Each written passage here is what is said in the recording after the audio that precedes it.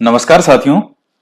अभी हम जो फर्स्ट पेपर पढ़ रहे हैं जीके का आरपीसी सेकंड ग्रेड का, उसमें हम मेवाड़ राजवंश के बारे में पढ़ रहे हैं सल्तनत काल के साथ संबंध को देखते हुए। तो लास्ट वीडियो जो उसमें मैंने आपको मैप के थ्रू काफी चीजें समझाई थी। तो अब आगे हम इस टॉपिक को कंप्लीट कर लेते हैं। रावल रतन सिंह, ये इनका कार्यकाल है। रावल शाखा का अंतिम शासक, ये क्वेश्चन आपसे कई बार पूछा गया है। और रावल जो देखिए, ये जो राजा थे रतन सिंह, इनके जो भी संतानें वगैरह थी, जो भी, वो सब इसमें खत्म हो गए थे युद्ध में।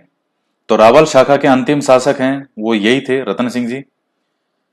प्रमुख घटना क्या होती है? अलाउद्दीन खिलजी का आक्रमण होता है 28 जनवरी 1303 से 26 अगस्त 1303। आक्रमण कब करता है? 28 जनवरी 1303 को। और विजित कब करता है? 26 अगस्त 1303। मैंने आपको जो भी घटनाक्रम सारा सुनाया था, जो भी घटनाक्रम आपको बताया था, वो था मलिक मोहम्मद जायसी के अनुसार। लेकिन ऐतिहासिक दृष्टि से उन सारी घटनाओं को जो है, और सारे जो पात्र हैं, उनको इतिहासकार सही नहीं मानते। जो यहां आपके सामने ये नाम वगैरह मैं लिख रहा हूं, ये सब तो हैं, राजा का नाम, रानी का नाम, अलाउद्दीन खिलजी। लेकिन जो वो घटनाक्रम था, ये राघव चेतन और सिंहल प्रदेश की राजकुमारी, और यहाँ ये रतन सिंह का 12 वर्ष तक वहां जाकर के एक जो है वो क्या करना, तपस्या करना सन्यासी की तरह। तो वो सब चीजें अतिशोक्तिपूर्ण लगती है और वो ऐतिहासिक दृष्टि से कहीं मैच नहीं खाती। लेकिन बाकी जो चीजें हैं तो वो तो सही हैं। और अलाउद्दीन खिलजी के आक्रमण का मुख्य कारण क्या था, तो वो भी हम अभी इसमें देखेंगे। तो 28 जनवरी 1303 को ये, हाँ, जो वास्तविक रूप में जो आक्रमण हुआ था वो 28 जनवरी 1303 से इसने घेराबंदी करनी शुरू की और 26 अगस्त को विजित करता है। ये गुजरात इस तरफ है और इधर है मालवा, यानी जो मध्य प्रदेश वाला, और ऊपर ये दिल्ली।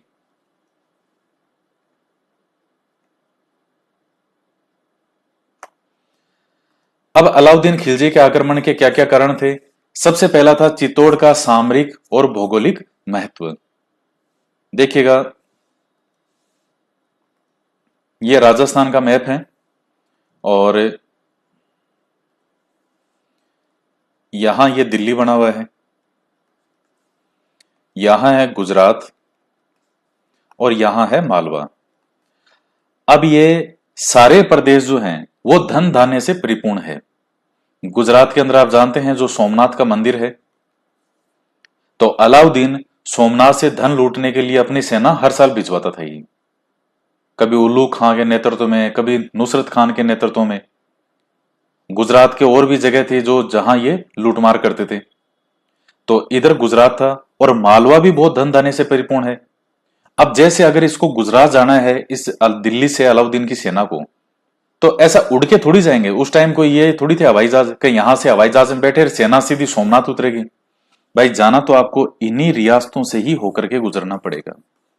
और उस समय रियासतों में कौन से शासक थे? राजपूत शासक थे। और अलाउद्दीन के समय तो सबसे मजबूत राजपूत शासकों में थे हमीर देव चौहान, यहां कहां का? रणथंभौर का। अलाउद्दीन खिलजी को बहुत जोर आया था हमीर देव चौहान को जीतने में, एड़ी चोटी का जोर लगा दिया था, तब जाकर के जीत पाया। जालोर के अंदर कौन था? कान्हड़ देव सोनगरा।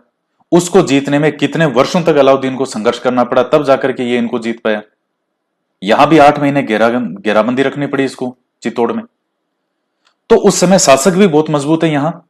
तो अलाउद्दीन को निकलना तो इन्हीं लोगों के रस्तों से पड़ेगा। ऐसा तो है नहीं कि बीच में इस राजा की बॉर्डर, सबकी अपनी अपनी सीमाएं होती थी। जैसे ये इनकी मेवाड़ वालों की बॉर्डर है, ये जालोर वालों की हो गई, ये इधर इनकी है रणथंभौर वालों की। तो सेना निकलेगी कहां से?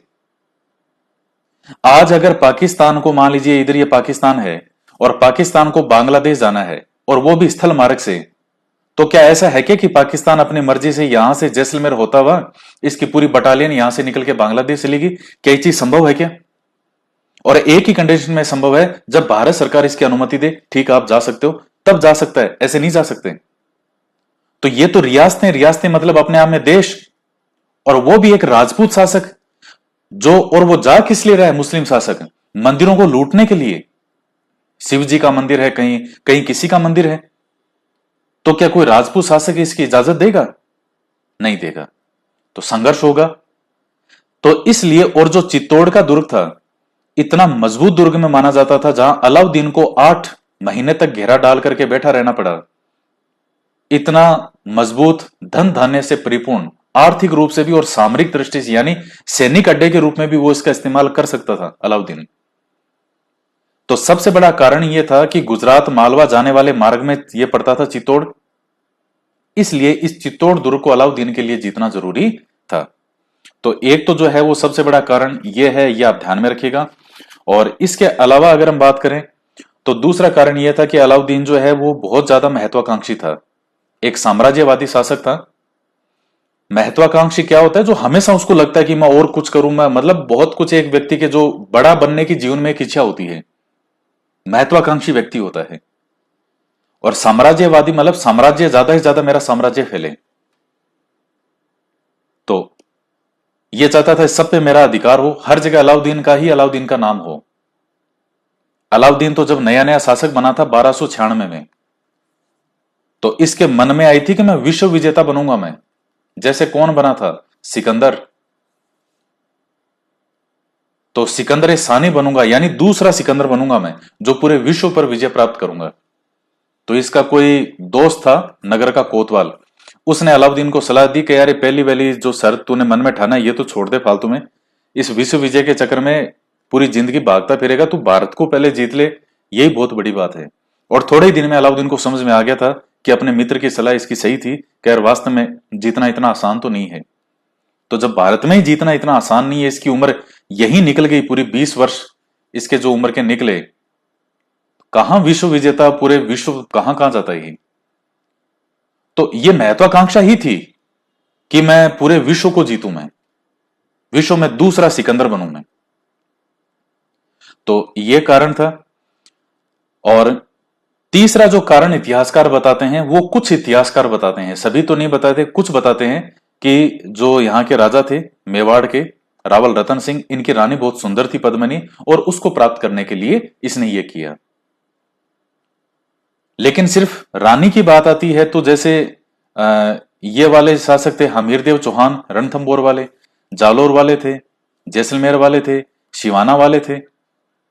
यहां ये सुंदर रानी जैसा कहीं और कुछ नहीं था, फिर भी इसने सब पर किया। सबसे पहला तो यही किया था हमीरदेव चौहान पे 1301 में। क्यों? क्योंकि रणथंबोर इसके मार्ग में बीच में बाधा पड़ते था, इसलिए रणथंबोर को जीतना इसके लिए बहुत जरूरी था। तो वो कारण अधिक सटीक प्रतीक होते हैं, अधिक सही प्रतीत होते हैं। सामरिक और इन सभी दुर्गों का भौगोलिक, सामरिक और आर्थिक दृष्टि से महत्व होना, और गुजरात और मालवा जाने वाले मार्ग पर रास्ते में इन दुर्गों का आना। और तीसरा कारण भी फिर इनका बताते हैं रानी का, जो ऐतिहासिक दृष्टिकोण से जो बताया जाता है वो। तो इन चीजों का आप ध्यान रखिएगा। तो आक्रमण के कारण जो है वो पहला हो गया चित्तौड़ का सामरिक और भौगोलिक महत्व, अलाउद्दीन का अत्यधिक महत्वाकांक्षी और साम्राज्यवादी होना, और तीसरा कारण है रावल रतन सिंह की सुंदर रानी पद्मिनी को प्राप्त करने की लालसा। प्रमुख ग्रंथ कौन कौन से हैं? मलिक मोहम्मद जायसी का ग्रंथ है पद्मावत। कब लिखा था? 1540 में। बहुत बार पूछा गया है किस शासक के समय लिखा, उस वक्त शासक होता है शेरशाह सूरी, 1540 में। क्योंकि शेरशाह सूरी जो है वो हुमायूं को, दो युद्ध हुए थे 39-40 में, 1539 और 1540 में। एक तो युद्ध हुआ था चौसा का युद्ध, और एक कोई कन्नौज का युद्ध, ये जो युद्ध वगैरह हुए थे। तो इसमें शेरशाह हुमायूं को भगा देता है और हुमायूं अपनी जान बचा के भागता है। तो शेरशाह सूरी का शासन था उस समय दिल्ली पर। शेरशाह सूरी भी एक बहुत अच्छे शासकों में माना जाता है, हालांकि ये ज्यादा शासन नहीं कर पाया। एक तो शेरशाह सूरी की उम्र भी ज्यादा थी, और दूसरा ये 1545 के अंदर एक अभियान होता है, उस अभियान में तोप का गोला जो है वो फट जाता है तोप में डालते ही, तो वहां मारा जाता है। तो 5 साल ही शासन कर पाया था शेरशाह सूरी। इतिहासकार कहते हैं कि शेरशाह सूरी जैसे व्यक्ति को बहुत लंबे वर्ष तक, कम से कम 50 साल शासन करना चाहिए था। यह वास्तव में शेरशाह सूरी एक बहुत अच्छा व्यक्ति था। शेरशाह सूरी का शासन ऐसा बताते हैं कि एक बुढ़िया यानी एक बुजुर्ग महिला आधी रात को 12-1 बजे सोने की टोकरी अपने सर पर रख के पूरे नगर से गुजर जाती थी, और किसी की हिम्मत नहीं पड़ती थी, किसी व्यक्ति की, कोई चोर हो, कोई लुटेरा हो या कोई आम व्यक्ति, जो उस बुढ़िया से उस सोने की टोकरी को छीन सके। ये 5 साल का कार्यकाल रहा था इसका। आज जितने भी भूमि सुधार से संबंधित, भूमि को नापना, भूमि से सुधार से संबंधित जो चीजें आप देखते हैं, ये सारी इसी की अपनाई हुई थी, शेरशाह सूरी की। और इन्हीं चीजों को बाद में अपनाया था अकबर ने। तो वहां कभी आगे पढ़ेंगे तो देखेंगे, अभी तो इतना ही, शेरशाह सूरी का तो यहां कोई अभी रोल नहीं है ज्यादा। तो किस शासक के ये ग्रंथ लिखा गया था? उस समय हिंदुस्तान का शासक था शेरशाह सूरी। कौन सा ग्रंथ लिखा था? पद्मावत। कब लिखा? 1540 में। और भाषा कौन सी है पद्मावत की? अवधी भाषा में। यह भी प्रश्न एक बार पूछा गया है, इसलिए मैंने ये पॉइंट यहां पर साथ में नोट कर दिया। अमीर खुसरो ने कौन सा ग्रंथ लिखा था? खजाइन उल फुतुह। इसको याद करने की शॉर्ट ट्रिक बता देता हूं। अमीर जो होता है वो हमेशा खुश रहता है, क्योंकि उसके पास क्या होता है? खजाना। खजाइन, खजाना। तो बस इतना ही तो मैच करना है। अमीर खुसरो, अमीर होता है वो हमेशा खुश रहता है, क्योंकि उसके पास क्या होता है? खजाना। तो खजाइन उल फुतुह। और ये किसका इतिहासकार था? अलाउद्दीन का। और इस समय चित्तौड़ का क्या होता है? प्रथम शाखा होता है। तो केसरिया वो रावल रतन सिंह के नेतृत्व में होता है, और जौहर जो है वो रानी पद्मिनी के नेतृत्व में होती है, जो 1600 महिलाएं जौहर करती है। और इस प्रकार से ये मेवाड़ का कह लो या चित्तौड़ का कह लो, प्रथम शाखा होता है। कब हुआ? 1303 में। और राजस्थान का ये कौन सा शाखा है? दूसरा शाखा। पहला कब हुआ था? रणथंभौर में हुआ था 1301 में।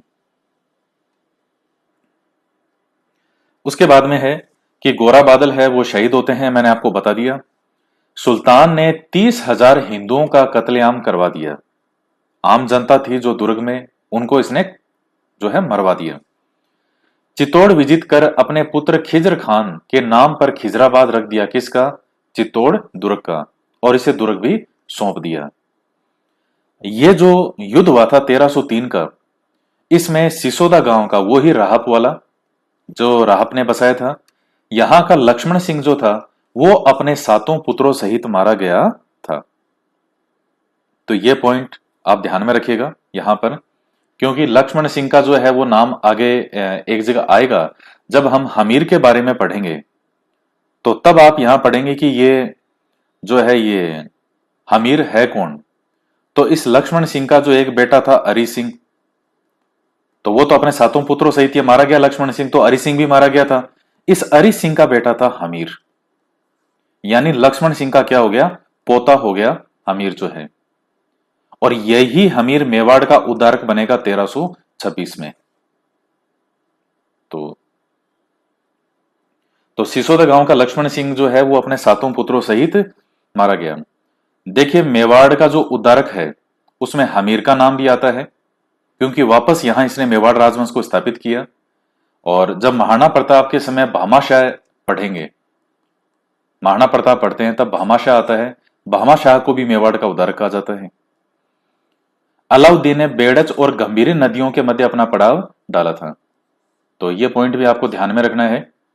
किन नदियों के किनारे है चित्तौड़ दुर्ग? बेड़च और गंभीरी नदियों के किनारे।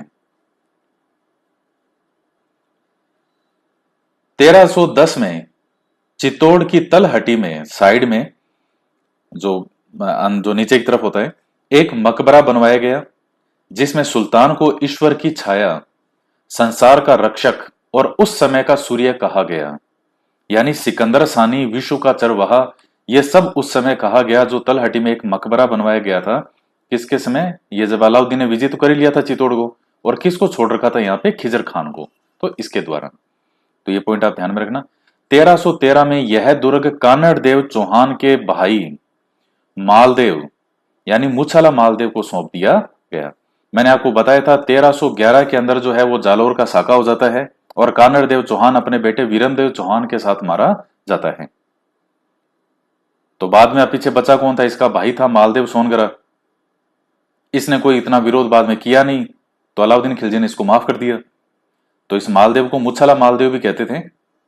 तो ये था, तो इसको ये दुर्ग जो है ये सौंप दिया जाता है, और यहां से खिजर खान वापस चला जाता है कि भाई मेरे से तो संभलेगा नहीं, मेरे तो पापा की तबीयत खराब है, तो मैं तो जा रहा हूं। उसके बाद है रानी पद्मिनी। तो इनके बारे में भी थोड़ा सा आप जानकारी रख लीजिएगा। सिंहल प्रदेश के राजा गंधर्व सेन और चंपावती की संतान। अब ये सारी जानकारी किसके अनुसार है? मलिक मोहम्मद जायसी के अनुसार। वरना हकीकत में पद्मिनी कहां थी, ये भी आगे आना चाहिए। पुगलगढ़ी पद्मिनी, पुगलगढ़, तो यहां की रहने वाली थी पद्मिनी पुगल की। तो राघव चेतन एक तांत्रिक होता है, गोरा बादल ये चाचा था और ये भाई था, हीरामन तोता, ये सब पात्रों के नाम लिखे हैं ताकि आपके सारा ध्यान में रहे। पद्मिनी के कारण आक्रमण हुआ, तो ये जैसे कुछ जो मानते हैं वो नैनसिरी खयात, जो कि नैन्सी ने लिखा है, कर्नल जेम्स टोड, पद्मावत ग्रंथ है मलिक मोहम्मद जायसी का, सबसे ज्यादा तो यही कहता है पद्मावत।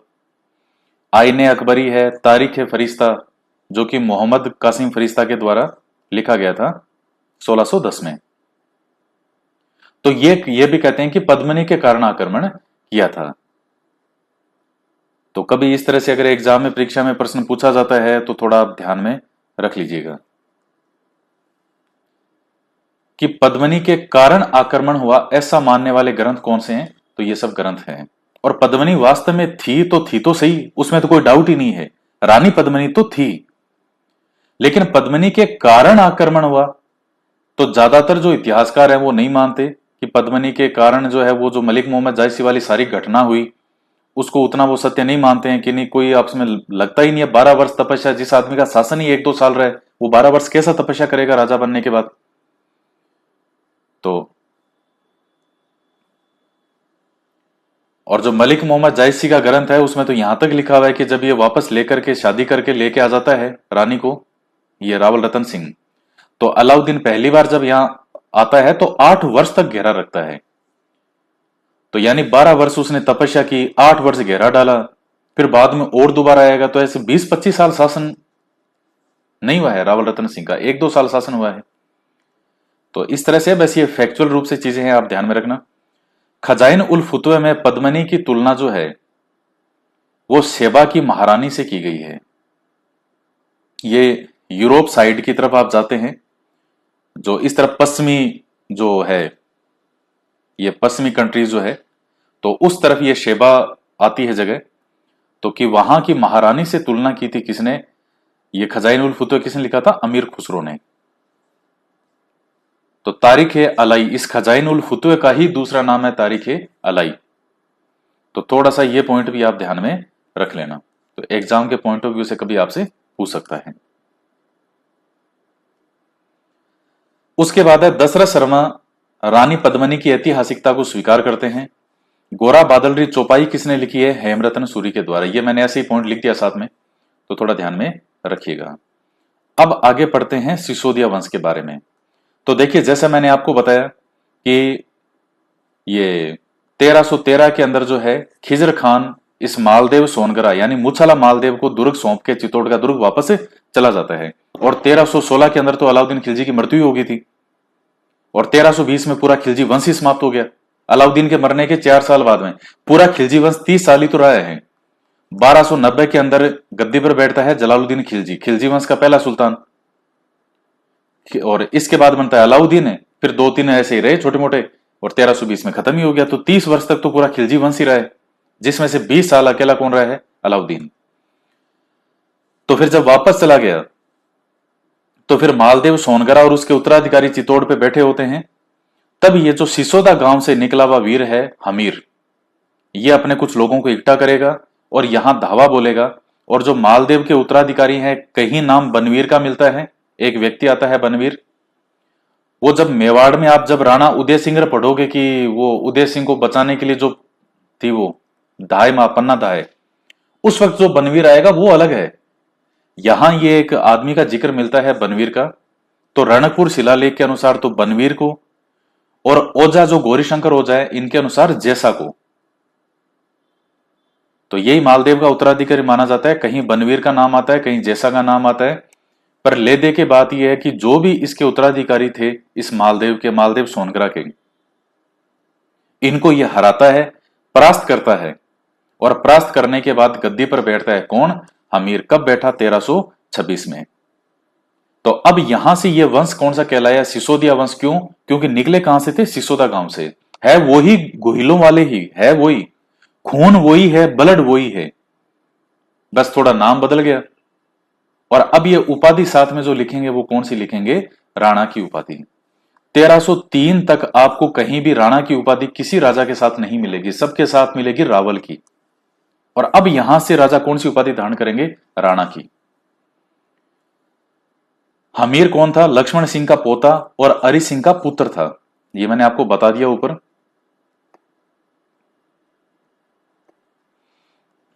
इसके बाद है कीर्ति सम प्रशस्ति में हमीर को विषम घाटी पंचानन यानी विकट आक्रमणों में सिंह के समान और रसिक प्रिया में वीर राजा कहा गया है। ये रसिक प्रिया आगे पढ़ेंगे, जैसे राणा कुंभा तो जो है वो आपके सिलेबस में है नहीं, क्योंकि राणा कुंभा का तो बहुत बड़ा टॉपिक है। तो राणा कुंभा के द्वारा रचित है रसिक प्रिया, उसमें हमीर को वीर राजा कहा गया है।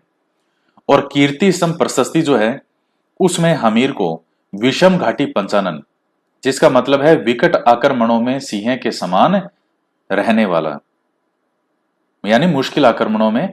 तो ये पॉइंट आप ध्यान में रखिएगा। आपके लिए हमीर का जो महत्वपूर्ण पॉइंट ये है कि दिल्ली के सुल्तानों के साथ कैसा जो है रहा। तो तब एक ही चीज आपको ध्यान में रखनी है, सिंगोली का युद्ध होता है किसके बीच में? हमीर और मोहम्मद बिन तुगलक। मैंने आपको बताया कि 1320 में अब दिल्ली की गद्दी पे कौन सा सुल्तान बैठ चुके हैं? तुगलक वंश वाले। तो बाद में भविष्य के में जो है ये, चूंकि वो समस्या वही थी कि सुल्तान दिल्ली वाले नहीं चाहेंगे कि यहां पर कोई हो, तो 1326 के बाद में जब ये धीरे धीरे समय के साथ जब मोहम्मद बिन तुगलक गद्दी पर बैठेगा, तो इसने हमीर पर आक्रमण किया था। किसने किया था आक्रमण? मोहम्मद बिन तुगलक ने। हमीर नहीं गया था इसके पास। और यहां के जो राजा हैं वो कभी दूसरे पर आक्रमण नहीं करते थे, शांति बनाए रखते थे, या कोई नीति अपनाते थे कि भाई मैं आसपास वालों को पराजित करूं तो अलग बात है, बाकी ऐसा नहीं है कि मैं दूसरों को भी जाकर के सबको पराजित करूं। शांति से रहना पसंद करते थे। मोहम्मद बिन तुगलक ने आक्रमण किया हमीर पे, लेकिन विजित कौन हुआ? हमीर इस युद्ध में विजित होता है। तो राणा हमीर से संबंधित आपके कोई अगर क्वेश्चन आएगा तो वो सिंगोली से संबंधित आएगा कि कौन सा युद्ध हुआ था दोनों के बीच में? सिंगोली का युद्ध हुआ था। सन 1 में घुसने की कोशिश मत करना कि कौन से सन में हुआ था, कौन सा नहीं हुआ था। हर इतिहासकार के अलग अलग मत हैं, लेकिन बस जो मैं बता रहा हूं सबसे प्रमाणिक यही है, सिंगोली का युद्ध। कोई सन 1 साथ में कोई जरूरत नहीं है इसमें याद करने की, ना ही कभी पूछा जाएगा। किसके बीच में? हमीर और मोहम्मद बिन तुगलक के बीच में। कौन जीता था? हमीर। ये मोहम्मद बिन तुगलक को सनकी कहते थे, सनकी, रक्त पिपासु, पागल। और मजेदार बात यह है, सल्तनत काल का सबसे ज्यादा पढ़ा लिखा अगर कोई सुल्तान था तो वो मोहम्मद बिन तुगलक ही था। सबसे ज्यादा पढ़ा लिखा था ये, पर नीतियां इसकी सही नहीं थी। शासक बनने के लिए सबसे बड़ी चीज ये व्यवहारिक समझ। हमीर ने चित्तौड़ किले में अन्नपूर्णा मंदिर का निर्माण करवाया था। और इसके अलावा हमीर को मेवाड़ का उद्धारक कहते हैं, क्योंकि इसने वापस एक नए सिरे से शुरुआत की यहां की। तो ये चीज आपके लिए महत्वपूर्ण है। तो ये आपका टॉपिक जो है ये हमीर वाला कंप्लीट होता है। और इसके बाद में आगे के कुछ एक 2-4 शासक और हैं, तो वो हम आगे नेक्स्ट वीडियो में आगे इनको कंप्लीट करेंगे। तो अभी हम बहुत आराम से टॉपिक को पढ़ रहे हैं। और सबसे अच्छा तैयारी का समय वही होता है जब वैकेंसी नहीं आए। उस समय सबसे अच्छी तैयारी होती है कि इसके साथ में कुछ भी आप एक्स्ट्रा डिटेल में पढ़ना चाहो किताबों से, तो वो आपकी श्रद्धा है, आपकी इच्छा है। बाकी जो मैं साथ में पढ़ाता हूं तो साथ साथ में इन सब चीजों को याद करो। और देखिए पीडीएफ जो है ये नोट्स आपको वीडियो में बनाने के बाद में, अब जैसे मान लीजिए किसी चीज की एक पीडीएफ है और उस पीडीएफ के वीडियो 4 बने हैं, तो फिर जैसे मान लो वो पीडीएफ जो है वो नेक्स्ट डे अपलोड कर दी जाती है बाकी टॉपिक करवा के। तो वो कोई ऐसा इशू नहीं है। कई विद्यार्थी का सर पीडीएफ नहीं आ रही, पीडीएफ आ जाएगी, पीडीएफ कहीं नहीं जाएगी, यहीं रहेगी, यहीं मिल जाएगी आपको। तो वीडियो अपलोड किया जाता है, उसके बाद में पीडीएफ अपलोड कर दी जाती है, या तो उसी दिन हो जाएगी, नहीं तो नेक्स्ट डे फिर पीडीएफ अपलोड हो जाती है। जब बाकी के भी उस पीडीएफ के 2-3 टॉपिक हो जाते हैं तो वो एक साथ ही पीडीएफ अपलोड होती है। क्योंकि पीडीएफ मान लीजिए एक पीडीएफ है, इसमें 4-5 राजा एक साथ बना दी पीडीएफ, और वीडियो बन रहे हैं 4-5, तो एक दिन में जैसे मान लो 2 वीडियो अपलोड किए, नेक्स्ट डे 2 वीडियो आए, उसके बाद पीडीएफ अपलोड हो जाएगी। तो इस तरह से, तो आप इसी तरह से पढ़ते रहें। तो मिलते हैं नेक्स्ट वीडियो में। जय हिंद, जय भारत।